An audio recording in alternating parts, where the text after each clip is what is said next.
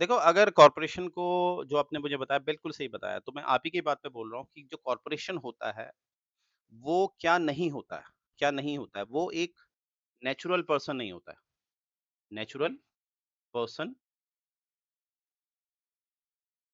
नहीं होता है, क्रॉस मतलब नहीं होता है। अगर ये नेचुरल पर्सन नहीं है, तो इसके पास नेचुरल राइट्स भी नहीं होंगे। क्या नहीं होंगे? और याद करो मैंने कुछ प्रीवियस लेक्चर्स पे आपको बताया था कि जैसे नेचुरल राइट्स क्या होते हैं, तो मैंने आपको बताया था एज़ पर जॉन लॉके, याद है आपको? जॉन लॉके, उन्होंने 3 हमारे नेचुरल राइट्स बताए हैं, कौन-कौन से हैं वो? राइट टू लाइफ, जो हमारे आर्टिकल 21 में गिवन है, लिबर्टी, लिबर्टी जो हमारे आर्टिकल 19 में गिवन है, और एक हमारा प्रॉपर्टी, जो एक समय आर्टिकल 31 में डिफाइन था, पर आज कहाँ है वो? 300 ए में। तो ये जो है, जो कॉर्पोरेशन होते हैं, उसके पास नेचुरल राइट्स नहीं होते हैं। क्यों नहीं होते हैं? क्योंकि वो नेचुरल पर्सन नहीं है। यानी कि कॉर्पोरेशन अगर नेचुरल पर्सन नहीं है, तो वो क्या है? वो एक लीगल है। क्या है? Legal person, legal person.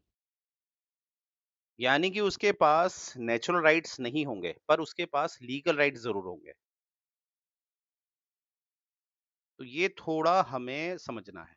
यानी कि जो भी कॉर्पोरेशंस होती हैं, उसकी खुद की एक आइडेंटिटी होती है, तो वो सू भी कर सकता है और सूड भी हो सकता है, ठीक है? यानी कि प्लेंटिफ की तरह भी ये काम कर सकता है और डिफेंडेंट की तरह भी ये काम कर सकता है, राइट? अच्छा, अब ये कॉर्पोरेशन जो है, इसमें थोड़ा मैं आपको ऐड ऑन बता देता हूँ कि भारत में इसको जो इंट्रोड्यूस किया गया था, ठीक है? भारत में इसको इंट्रोड्यूस किया था, पहली बार वो किया था गवर्नमेंट ऑफ इंडिया एक्ट 1858 के द्वारा। I repeat, government of India act 1858, इसमें आप देखोगे तो एक काउंसिल ऑफ इंडिया बनाई गई थी। क्या बनाई गई थी? काउंसिल ऑफ, सुना होगा आपने, ये 15 मेंबर्स की काउंसिल थी, ठीक है? 15 मेंबर्स की काउंसिल थी, तो इसको एक लीगल पर्सन बनाया गया था। क्या बनाया गया था? तो उस समय तो ये लोग एकदम कॉर्पोरेशन का इस्तेमाल नहीं करते थे, पर इन्होंने उस समय जो काउंसिल ऑफ इंडिया थी, अंग्रेजों ने इसको एक लीगल पर्सन बनाया। तो हम कह सकते हैं कि कहीं न कहीं हमें दिखता है कि भारत में कॉर्पोरेशन का इतिहास जो है, बहुत पुराना है। आप समझ सकते हो 1858, राइट? क्या मैं यहाँ तक समझा पाया आपको? तो इसका ये इंट्रो था, तो आप हो सके तो कभी कॉर्पोरेशन लिखने को आए तो ये सब चीज़ डाल दीजिएगा आप, ठीक है? जॉन लॉके का नाम डाल देना, ठीक है? नेचुरल राइट्स डाल देना, ठीक है? और ये लिबर्टी इसके हिसाब से, ठीक है? तो मुझे लगता है एग्ज़ामिनर काफ़ी आपसे इम्प्रेस हो जाएगा, राइट? चलो, तो इसमें ज़रा चर्चा कर लेते हैं कॉर्पोरेशन पे, क्या है हमारा ये, जो हमारा 5th था ये, 5वां। तो आइए, थोड़ा एक बार थ्योरी लिख लेते हैं। तो वो तो आप जानते हैं, it's not a natural person but a legal person. तो यहाँ पर देखते हैं, can not, can not maintain, can not maintain an action for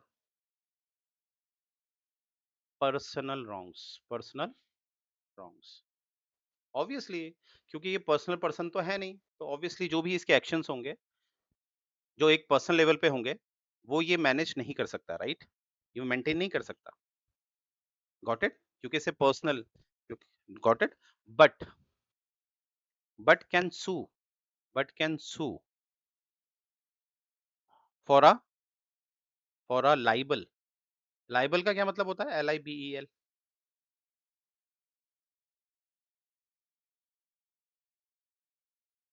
liable को यहाँ, हाँ, मतलब यहाँ पर वो लाइबिलिटी होगी। हाँ, इसको आप कह सकते हैं एक तरह से इंसल्ट। वो जैसे लायबिलिटी होती है, वो तो एक तरह से देना हो जाता है। ये होती है यहाँ पर इंसल्ट, अपमान, इंसल्ट होता है liable. Liable affecting, liable affecting it's property, property और बिज़नेस, और बिज़नेस। इसका क्या मतलब हुआ? इसका मतलब हुआ, जैसे मानते हैं आपने कल अपना, है ना, बहुत बड़ा कुछ ट्रेडमार्क है आपके पास, ठीक है? बहुत बड़ी कंपनी है आपकी इस तरह से, जिसको आपने कॉर्पोरेशन में बदल दिया है। अब आप जानते हैं कि उसका अगर मैं मिसयूज़ कर दूँ, आपके नाम का मैं अगर मिसयूज़ कर दूँ, तो क्या आप मुझे सू कर सकते हैं? बिल्कुल आप सू कर सकते हैं, ठीक है?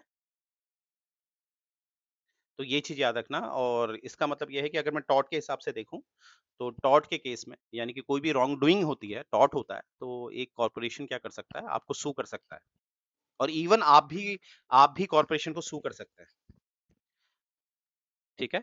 तो यहाँ पर याद रखिएगा इंग्लैंड इक्वल्स टू इंडिया, तो इसका मतलब आप समझ गए होंगे, यहाँ पर दोनों के लिए सेम प्रोविज़न है, चाहे इंग्लैंड है, चाहे इंडिया, ठीक है? अब हमारा जो 6th है, यहाँ इसको इरेज़ कर दूँ?